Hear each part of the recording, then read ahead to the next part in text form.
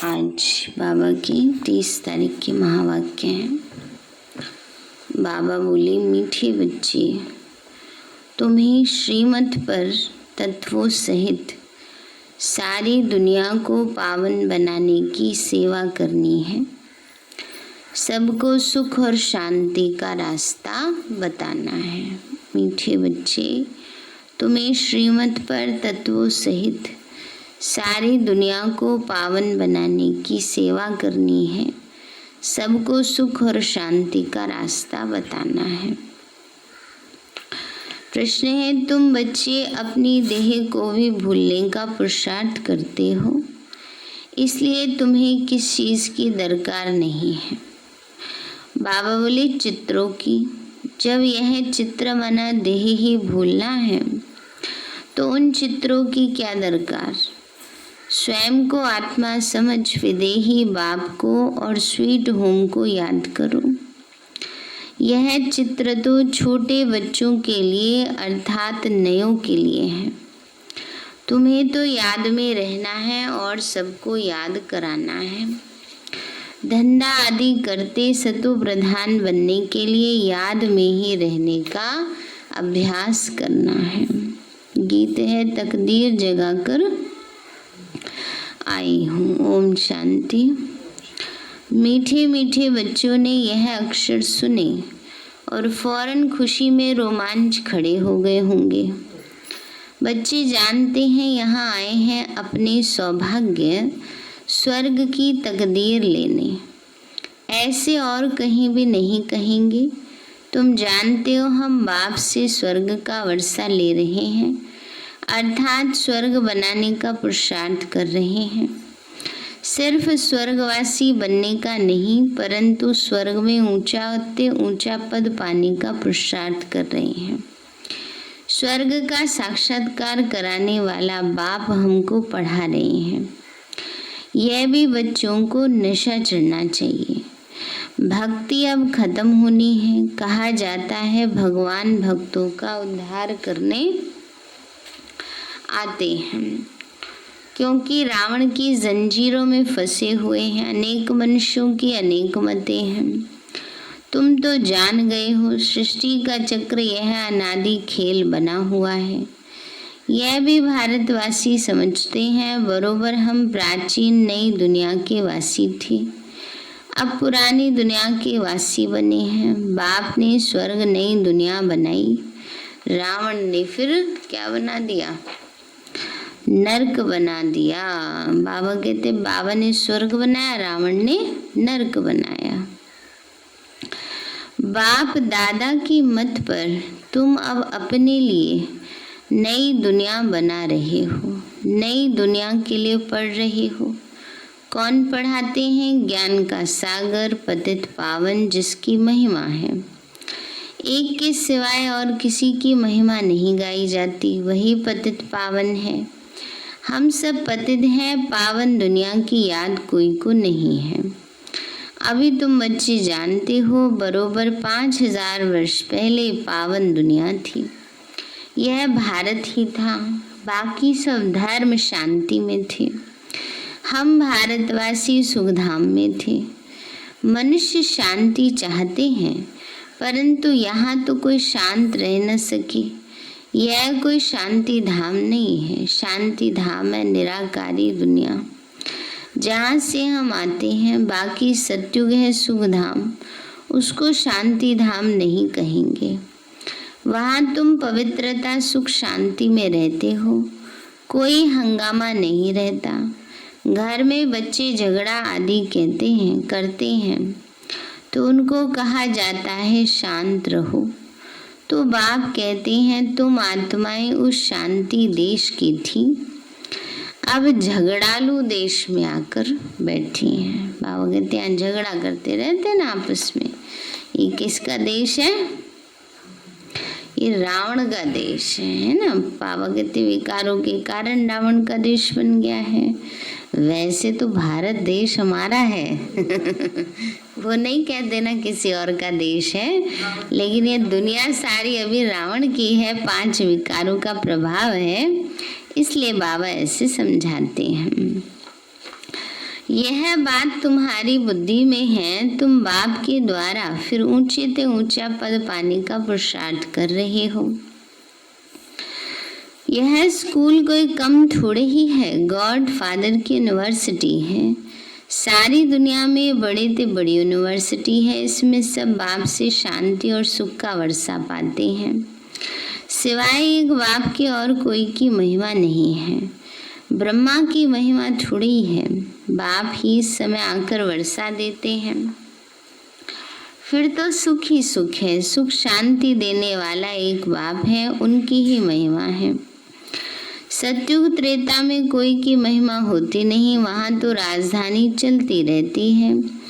तुम वर्षा पा लेते हो, बाकी तो सब शांति धाम में रहते। महिमा कोई की भी नहीं है। भले क्राइस्ट धर्म स्थापन करते, सो तो करना ही है। धर्म स्थापन करते हैं, फिर नीचे उतरते आ जाते हैं। महिमा क्या हुई? महिमा सिर्फ एक की ही है, जिसको पतित पावन लिबरेटर कहा जाता है। ऐसे तो नहीं कि उनको क्राइस्ट बुद्ध आदि याद आता होगा। याद फिर भी एक को करते हैं, वो गॉड फादर। सतयुग में तो किसी की महिमा होती नहीं। पीछे यह धर्म शुरू होते हैं तो बाप की महिमा गाते हैं और भक्ति शुरू होती है। ड्रामा कैसे बना हुआ है, कैसे चक्कर फिरता है, तो जो बाप के बच्चे बने हैं वही जानते हैं। बाप है रचयिता, नई सृष्टि रचते हैं स्वर्ग, परंतु सब तो स्वर्ग में नहीं आ सकते। ड्रामा के राज को भी समझना है। बाप से सुख का वर्षा मिलता है। इस समय सब दुखी हैं, सबको वापस जाना है, फिर आएंगे सुख में। तुम बच्चों को बहुत अच्छा पाठ मिला हुआ है। जिस बाप की इतनी महिमा है, वह अब आकर सम्मुख बैठे हैं और बच्चों को समझाते हैं। सब बच्चे हैं ना। बाप तो एवर हैप्पी है। वास्तव में बाप के लिए नहीं कह सकते। अगर वो हैप्पी बने तो अनहैप्पी भी बनना पड़े, है ना। बाबा कहते, बाबा के लिए नहीं कहेंगे कि बाबा एवर हैप्पी है ना। बाबा तो सुख का सागर है, आनंद का सागर है। उसके लिए ऐसे हैप्पी अनहैप्पी की बात नहीं है। बाबा तो इन सबसे न्यारे हैं। जो बाप की महिमा है वही इस समय तुम्हारी है महिमा है, फिर भविष्य में तुम्हारी महिमा अलग होगी। जैसे बाप ज्ञान का सागर है तो तुम भी हो, है ना। बाबा कहते तुम भी मास्टर ज्ञान सागर हो।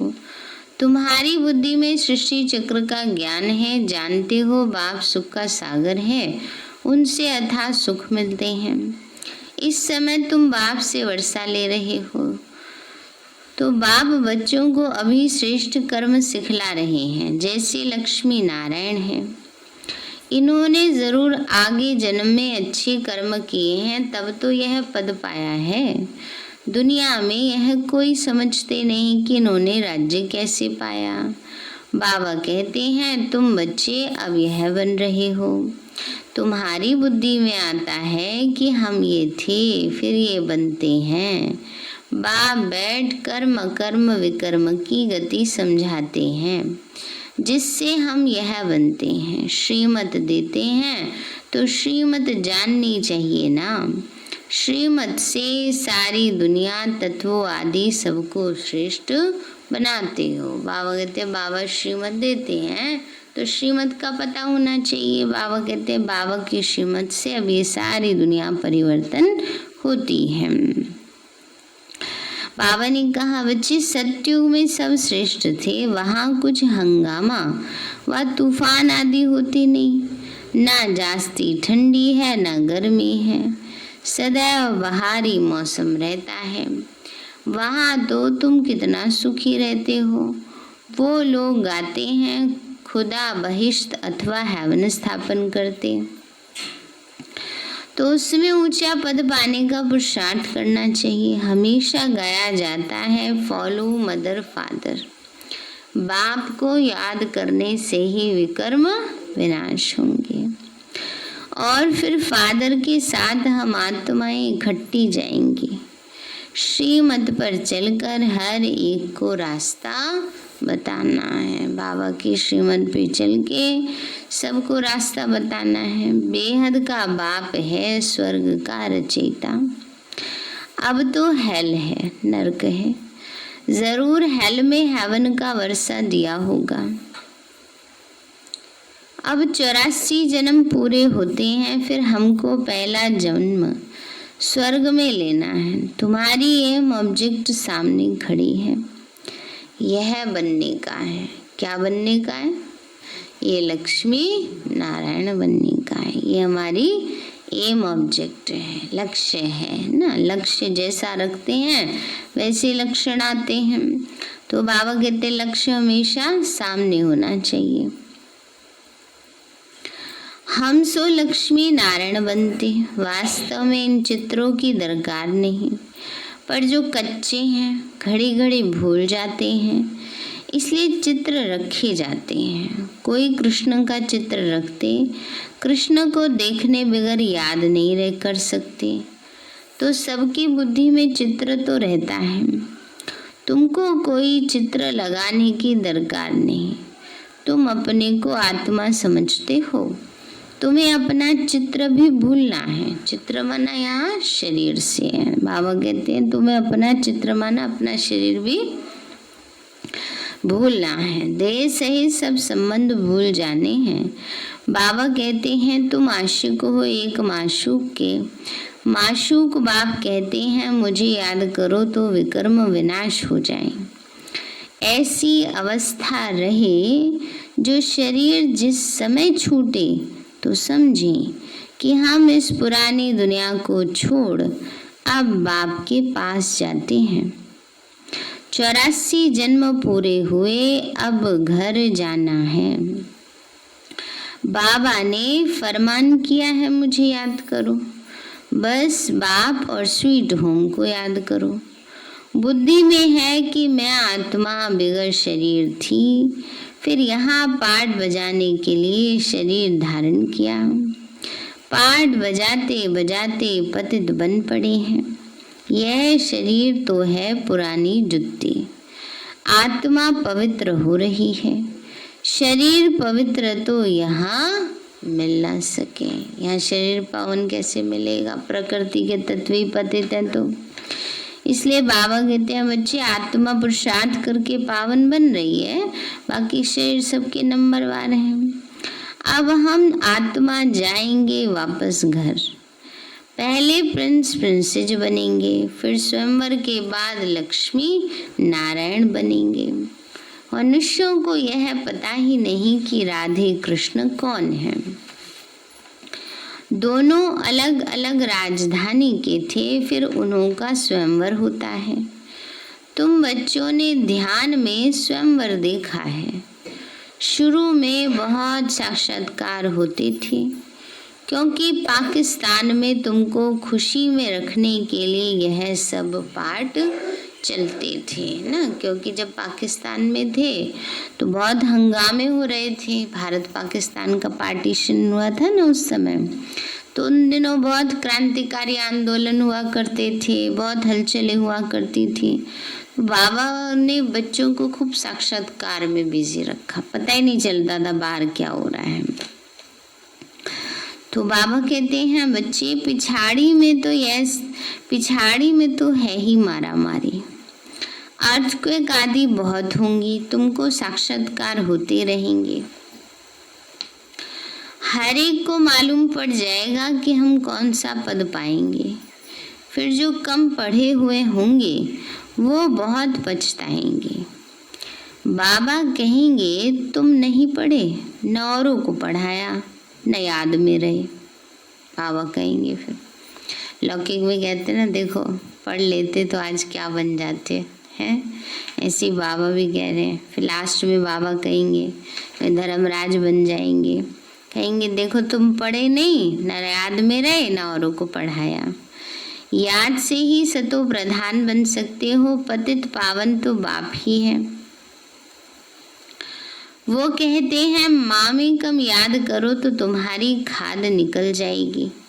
पुरुषार्थ करना है याद की यात्रा का। धंधा आदि भले करो, कर्म तो करना ही है, परंतु बुद्धि का योग वहाँ रहे। तमो प्रधान से सतो प्रधान यहाँ बनना है। गृहस्थ व्यवहार में रहते हुए तुम मुझे याद करो, तब ही तुम नई दुनिया के मालिक बनेंगे। बाप और कोई तकलीफ नहीं देते। बाबा कहते बच्चे मैं और कोई तुम्हें तकलीफ नहीं देता हूँ, क्या कहता हूँ, बस मुझे याद करो। बाबा कहते बाप और कोई तकलीफ नहीं देते बच्चे, बस बाबा को याद करना है। तुमको बहुत सहज उपाय बताते हैं। सुखधाम का मालिक बनने माँ में कम याद करो। अभी तुम याद करो, बाबा भी स्टार है। मनुष्य तो समझते हैं वो सर्वशक्तिवान है, बड़ा तेजवान है। बाबा कहते हैं मनुष्य सृष्टि का चैतन्य बीज रूप हूँ। बीज होने के कारण सृष्टि के आदि मध्य अंत को जानता हूँ। तुम तो बीज नहीं हो, मैं बीज हूँ, इसीलिए मुझे ज्ञान का सागर कहते हैं। मनुष्य सृष्टि का चैतन्य बीज है, उनको जरूर मालूम होगा कि सृष्टि चक्र कैसे फिरता है। ऋषि मुनि कोई रचयिता और रचना के आदि मध्य अंत को नहीं जानते। बच्चे अगर जानते तो उनके पास जाने में देरी नहीं लगती, परंतु बाप के पास जाने का रास्ता कोई भी नहीं जानते। पावन दुनिया में पतित जा नहीं सकते, इसलिए बाबा कहते हैं काम महाशत्रु पर जीत पहनो। यही तुमको आदि मध्य अंत दुख देते हैं। तुम बच्चों को कितना अच्छी रीति समझाते हैं, कोई तकलीफ ही नहीं है। सिर्फ बाप को और वर्षे को याद करना है। बाप की याद अर्थात योग से पाप भस्म होंगे। सेकंड में बाप से बादशाही मिलती है। भले बच्चे भले स्वर्ग में तो आएंगे, परंतु स्वर्ग में भी ऊंचा पद पाना, उसका पुरुषार्थ करना है। स्वर्ग में तो जाना ही है। थोड़ा भी सुनने से समझ जाएंगे बाप आया है। अभी भी कहते हैं कि यह वही महाभारी महाभारत लड़ाई है। जरूर बाप भी होगा जो बच्चों को राजयोग सिखलाते हैं। तुम सबको जगाते रहते हैं। क्या सुन रहे हैं सभी? बाबा सबको जगाते रहते हैं। तो जागते रहना है। बाबा कहते हैं जो बहुतों को जगाएंगे वह ऊंचा पद पाएंगे। पुरुषार्थ करना है। सब एक जैसे पुरुषार्थी तो हो न सके। स्कूल बड़ा भारी है, ये है वर्ल्ड की यूनिवर्सिटी। सारी वर्ल्ड को सुखधाम और शांति धाम बनाना है, ऐसा टीचर कभी होता है क्या? यूनिवर्स सारी दुनिया को कहा जाता है। बाप ही सारी यूनिवर्स के मनुष्य मात्र को सतो प्रधान बनाते हैं, अर्थात स्वर्ग बनाते हैं। भक्ति मार्ग में जो भी त्योहार मनाते हैं वो अभी संगम युग के हैं। सतयुग त्रेता में कोई त्योहार होता नहीं, वहाँ तो प्रारब्ध भोगते हैं। त्योहार तो सब यहाँ मनाते हैं। होली और धुरिया ये ज्ञान की बातें हैं। पास्ट जो हुआ उसके सब त्योहार मनाते आए हैं। है सब इस समय की बात, होली भी इस समय की है। इस 100 वर्ष के अंदर सब काम हो जाता है, सृष्टि भी नहीं बन जाती है। तुम जानते हो हमने अनेक बार सुख का वर्षा लिया है, फिर गवाया है। खुशी होती है, फिर हम फिर से बाप से वर्षा ले रहे हैं, औरों को रास्ता बताना है। ड्रामानुसार स्वर्ग की स्थापना होनी जरूर है। जैसे दिन के बाद रात और रात के बाद दिन होता है, वैसे कलयुग के बाद सतयुग होना है। मीठे मीठे बच्चों की बुद्धि में खुशी का नगाड़ा बजना चाहिए। क्या होना चाहिए? खुशी के नगाड़े बजने चाहिए। बाबा हमको कितनी सुंदर दुनिया में ले जाते। अब समय पूरा होता है, हम जाते हैं शांति धाम। ये तो अंतिम जन्म है। कर्म भोग की भोगना भी खुशी में हल्की हो जाती है। कुछ भोगना से, कुछ योग बल से हिसाब किताब चुकतू होना है। बाबा बच्चों को धैर्य देते हैं। बच्चे तुम्हारे सदा सुख के दिन आ रहे हैं। धंधा आदि भी करना है, काम धंधा करना है। शरीर निर्वार्थ पैसे तो चाहिए ना, जब तक शरीर है उसके लिए तो चाहिए ना, तो काम धंधा करना है, छोड़ना नहीं है कुछ भी। शरीर बाबा कहते हैं, बाबा ने समझाया धंधे वाले लोग धर्मायु निकालते हैं, व्यापारी जो होते हैं वो धर्मायु निकालते, धर्म के काम के लिए निकालते हैं, ताकि जो पाप कर रहे हैं वो उससे बैलेंस होता जाए, पर ऐसा होता नहीं है। तो बाबा कहते हैं, बच्चे सबसे समझते हैं जास्ती धन इकट्ठा होगा तो बहुत दान करेंगे। यहाँ भी बाप समझाते हैं, कोई 2 पैसा भी देते हैं तो उसके रिटर्न में 21 जन्मों के लिए बहुत मिल जाता है। आगे जो तुम दान पुण्य करते थे उसका रिटर्न दूसरे जन्म में मिलता था। अब तो 21 जन्मों के लिए आवजा मिलता है। आगे साधु संत आदि को देते थे, अब तो तुम बच्चे जानते हो यह सब खत्म हो जाना है। अब मैं सम्मुख आया हूँ तो इस कार्य में लगाओ, तो तुमको 21 जन्मों के लिए वर्षा मिल जाएगा। आगे तो तुम इनडायरेक्ट देते थे, ये है डायरेक्ट, बाकी तो तुम्हारा सब खत्म हो जाएगा। बाबा कहते रहते हैं, पैसे हैं तो सेंटर खोलते जाओ, अक्षर लिख दो सच्ची गीता पाठशाला। भगवान वाच माम एकम याद करो और वर्षे को याद करो। बाबा कहते मुख्य बात ये समझने की है, माम एकम याद करो और वर्षे को याद करो। अच्छा, मीठे मीठे सिक्के लदे बच्चों प्रति का याद प्यार और गुड मॉर्निंग। रूहानी बाप की रूहानी बच्चों को नमस्ते। रूहानी हम बच्चों की रूहानी माता पिता बाप दादा को नमस्ते नमस्ते नमस्ते बाबा नमस्ते। धारणा के लिए मुख्य सार है, बाप समान महिमा योग्य बनने के लिए फॉलो फादर करना है। दूसरा है, यह अंतिम जन्म है, अब घर जाना है, इसलिए खुशी में अंदर ही अंदर नगाड़े बजते रहें। कर्म भोग को कर्म योग से अर्थात बाप की याद से खुशी खुशी चुकतू करना है। वरदान दिया बाबा ने, अपने स्मृति की ज्योति से ब्राह्मण कुल का नाम रोशन करने वाले कुल दीपक भव।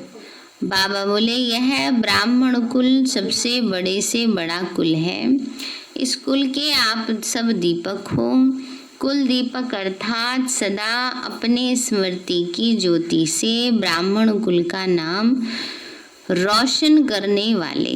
अखंड ज्योति अर्थात सदा स्मृति स्वरूप और समर्थी स्वरूप।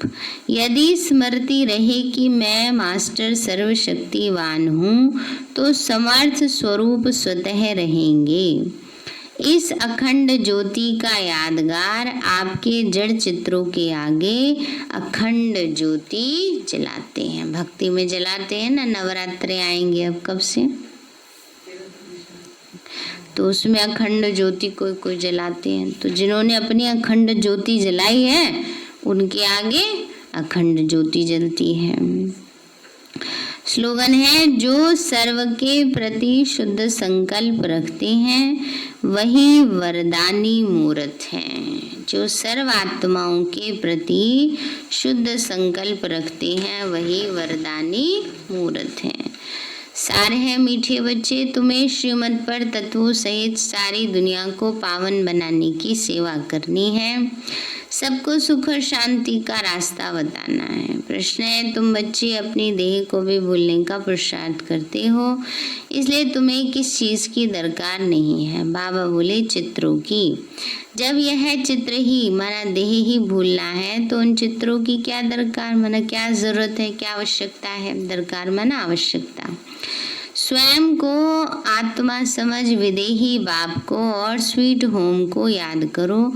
यह चित्र तो हैं छोटे बच्चों के लिए अर्थात नयों के लिए। तुम्हें तो याद में रहना और सबको याद कराना है। धंधा आदि करते सतो प्रधान बनने के लिए याद में ही रहने का अभ्यास करो। गीत है, तकदीर जगा कर आई हूँ। अच्छा, ओम शांति। मीठे बाबा, आपने हमें सब कुछ दिया। आपका पदम गुणावार शुक्रिया। प्यारे बाबा, आप हमें ज्ञान, गुणों, शक्तियों, वरदानों और सद्बुद्धि से भरपूर करते हो। आपका बार बार शुक्रिया।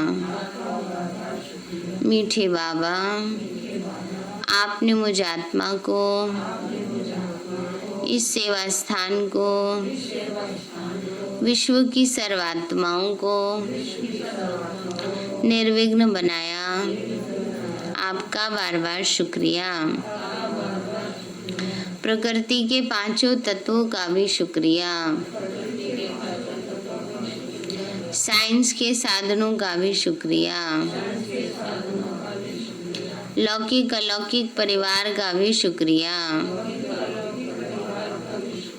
हे तन, तुम्हारा भी शुक्रिया। विश्व की सर्वात्माओं का और ब्रह्मांड की सारी शक्तियों का सब प्रकार का सहयोग देने के लिए शुक्रिया। मीठे बाबा, मुझ आत्मा ने जाने अनजाने में जिन भी आत्माओं को मनसा वाचा कर्मणा दुख दिया है, मैं उन सभी से क्षमा चाहती हूँ। मुझे क्षमादान दिलाओ। और जिन आत्माओं ने मुझे दुख दिया है, विघ्न रूप बने हैं, मैं उन सभी को क्षमा करती हूँ। उस सबका कल्याण हो, सबको सुख शांति सद्बुद्धि मिले और बाबा के सेंटर की सेवाएं खूब बढ़ती जाएं। शिव बाबा से सारी शक्तियाँ मुझ आत्मा में समा रही हैं, पूरे शरीर में फैल रही हैं, पूरे घर में फैल रही हैं, पूरे देश पूरी दुनिया में फैल रही हैं। सब प्रकार के वायरस नष्ट होते जा रहे हैं। मैं आत्मा परम धाम में चमकती हुई मणि हूँ। सतयुग में पावन देवताई शरीर में हूँ। मैं अष्टभुजाधारी देवी दुर्गा हूँ। विघ्न विनाशक गणेश हूँ। मैं बाबा की छत्र छाया में पलने वाली सर्वश्रेष्ठ ब्राह्मण आत्मा हूँ। मैं फरिश्ता हूँ। मेरे साथ सब कुछ बहुत अच्छा होगा। मेरे साथ सब कुछ बहुत अच्छा होगा। मेरे साथ सब कुछ बहुत अच्छा होगा। मेरे साथ सब कुछ बहुत अच्छा होगा। मेरे साथ सब कुछ बहुत अच्छा होगा।